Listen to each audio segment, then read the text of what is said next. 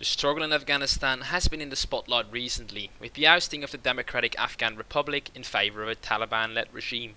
This of course has widespread consequences, reaching every part of Afghan society, but also reaching beyond Afghanistan and spilling onto the international stage.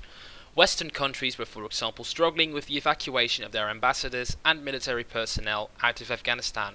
The rise of the Taliban regime has therefore also had an impact on mobility, both locally and internationally. But has this been a major impact or a minor one? And has this impact on mobility been mainly negative or, contrary to popular belief, maybe even positive? This is what this research aims to answer. This led to the following research question. How has the creation of a Taliban-led government impacted mobility in that region of the world? To answer this research question properly, the following sub-questions were devised. How has mobility within Afghanistan been impacted by the creation of a Taliban-led government? And how has the international mobility to and from Afghanistan been impacted by the creation of a Taliban-led government? In order to measure this impact at both the regional and international level, a comparison has been drawn between the Taliban government and its predecessors, so that a change in mobility might be properly sensed. Before the impact of the Taliban government on mobility in and around Afghanistan was researched, the concepts of mobility and its relation to governmental practice were explored. This led to the discovery of the following information. Mobility is dynamic. It is not one thing, but rather a collection and exchange of location, tradition and ideas. Many things contribute to mobility, one of which, for example, is transport. If one has no access to transport, one has less range of motion, since one will get further by driving a car for half an hour than by walking for half an hour. A car just simply covers more distance. Besides transport, infrastructure is also really important. Since infrastructure determines the route one will travel, how fast one can travel, and how many people can travel that route at the same time. The government of course has a major impact on infrastructure and the availability of vehicles. The government can improve and maintain infrastructure through public work projects. Furthermore, the availability of vehicles is also heavily influenced by governmental practice. Public transit, for example, is usually controlled or heavily subsidized by the government to make it affordable for everyone. And lastly, the constitution of a country also heavily influences mobility, since it enshrines all rights and duties of the citizens of that country. Thus, the constitution has a heavy impact on lawmaking and governmental practice, which in turn influence mobility. So a strong central state can influence mobility through public transit, public works, and of course the constitution. The aforementioned theoretical insights led us to the following conceptual model. This model is in Dutch, because this research was conducted in Dutch, but I will be translated. The green box represents the mobility in Taliban-led Afghanistan. Connected to this green box is of course the grey box representing refugees running from the fierce and violent rule of the Taliban. But these refugees have few places to go, since there is a lot of pushback from Europe, represented by the upper left blue box. This pushback from Europe is caused by a few reasons, one of which is the fear of terrorism, indicated by the bottom right blue box. This fear of terrorism in turn is also caused by the threat of terrorism being higher, which is represented by the highest blue box. The last blue box represents the negative travelling advice, which is influenced by the fear of terrorism and in turn also influences mobility to and from Afghanistan. So this blue part of the conceptual model relates to the international mobility. The red part of the conceptual model is related to local mobility, i.e. within Afghanistan. The upper left red box indicates the dangers on the road and the criminality related to it. The upper right red box represents unjustified vehicle checkpoints. Both of these are a result of the Taliban exerting their control over the country, which is represented by the lowest red box. The yellow part of the conceptual model is related to border control. The bottom box represents the closing of airports and the upper box indicates the closing of Afghan borders for any Afghan who doesn't have valid documents, meaning Afghans without documents can't leave Afghanistan. With these theoretical insights and this conceptual model in place, practical analysis could begin. Some background information will be provided first. The Taliban has its origins in the 1990s, as it was founded as a reaction to the growing conflict after the Soviet invasion of Afghanistan. From 1996 to 2001, the Taliban ruled Afghanistan. After this rule, a democratic government took power until 2021, which is when the Taliban reconquered Kabul together with many other provincial capitals in Afghanistan in order to properly measure the impact. of Taliban rule on mobility, both the mobility on the democratic government of Afghanistan and both Taliban governments of Afghanistan will be discussed. The first Taliban government cracked down on criminality in a lot of the parts of the country. The situation in the area, however, did not necessarily improve.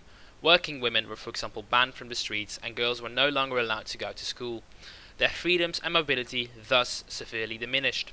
On top of these actions, Taliban troops also closed down many roads, excluding Afghan cities from the outside world. Afghans could thus also no longer leave the country. Due to this locking down of Afghanistan, the food supply also dwindled, making moving to other places within the country also harder, since one doesn't move without the insurance of food. All in all, mobility under the first Taliban government was very poor for the general public and even more so for women and girls. After the fall of the Taliban regime, due to the war on terror, a democratic government took hold from 2001 to 2021. First, this was an interim government, and later these were fully fledged democratic nations with a president as the head of state. This government had a constitution protecting the freedom and mobility of the Afghan people. An important article, for example, was Article 39, stating that every Afghan shall have the right to travel and settle in any part of the country, except in areas forbidden by law. Every Afghan shall have the right to travel outside of Afghanistan and return, according to the provisions of the law. The state shall protect the rights of the citizens of Afghanistan outside the country. Furthermore, women were allowed on the streets again, girls were allowed to go to school again, and women could once again wander the streets. Cities were no longer cut off from the outside world by vehicle checkpoints. However, the Taliban still held sway in some parts of the country, which is where mobility was still restricted due to safety reasons. Under the Afghan Republic, Afghans were also allowed to leave the country if they of course had the correct documentation, like a visa, in order to move, temporarily or not, to another country. Tourism also boomed during the democratic era, with about 20,000 visitors annually. This number might not seem much compared to other countries, but parts of Afghanistan were still active war zones, with the Taliban insurgency still fighting in those areas. This Afghan Republic, however, was not to last, with it falling in 2021 after the Taliban forces captured Kabul. The Taliban was now back in power. This led to the disappearance of various basic freedoms. Since the new Taliban government, the number of people who suffered from famine has risen. More than 13 million people aren't able to find enough food or clean drinking water. The effects of this famine led to the rise of costs for healthcare, for example. This thus leads to the less investments in infrastructure, which in the end leads to less mobility. Besides the fact that human rights are being violated, the mobility for women has deteriorated sharply. They aren't allowed in universities and can't leave the house without a male escort anymore. So women and girls have to fear for their future again. Not only the mobility of women got worse, the mobility of all Afghans declined strongly due to attacks on highways by the Taliban. Regions aren't connected anymore, so it's hard to travel between regions and to the capital city, Kabul. On the other hand, there is not yet a ban on the use of internet and social media. Afghans use it to stay in contact with their friends and family. Also, women's rights activists speak up via social media. Overall, the regime of the Taliban in 1996 doesn't differ much from the current Taliban regime, aside from the fact that the Afghans can use the internet now. Since the new Taliban government has formed, it has been hard for Afghans to flee from that country. Neighboring countries like Iran, Pakistan and Turkmenistan closed their borders for Afghans without legal documentation. They are obliged to accept those people if they cross the border illegally according to international law, but many countries don't do this. Iran, for example, has sent 58,000 Afghans back in the first 14 days after the fall of Kabul. These Afghans get sent back, and once home in Afghanistan they get arrested and sometimes even tortured by the Taliban. Not only the neighbouring countries are sending back refugees, also countries like Croatia and Greece are guilty of illegal pushbacks. Turkey is even building a wall to ensure that there aren't any illegal Afghans crossing the border with Iran. There are more than 2.76 million Afghans refugees registered worldwide. 1.4 million of them are living in refugee camps in Pakistan. Pakistan is not going to accept any more refugees and has now closed 90% of the border. But mobility from Afghanistan to outside countries has not only decreased, mobility to Afghanistan has also been severely hampered, for example, namely in the form of tourism. There were almost 20,000 tourists visiting Afghan each year during the Afghan Republic, as stated previously. That's a substantial amount considering the country was still at war. The rise of the Taliban regime has put an immediate stop to this tourism. Whether this is just temporary or permanent is still to be seen. So, this research addressed by the question, how has a new Taliban government affected the mobility in the region? By looking at national and international mobility, it can be concluded that the Taliban has affected the mobility of citizens during the first period from 1994 and 2001. The freedom of women and girls disappeared, and travelling to other countries was illegal. During the period of the Afghan Republic, human rights were more enforced and women were given more freedom. After the end of the invasion of the United States in 2021, the Taliban took over the power again.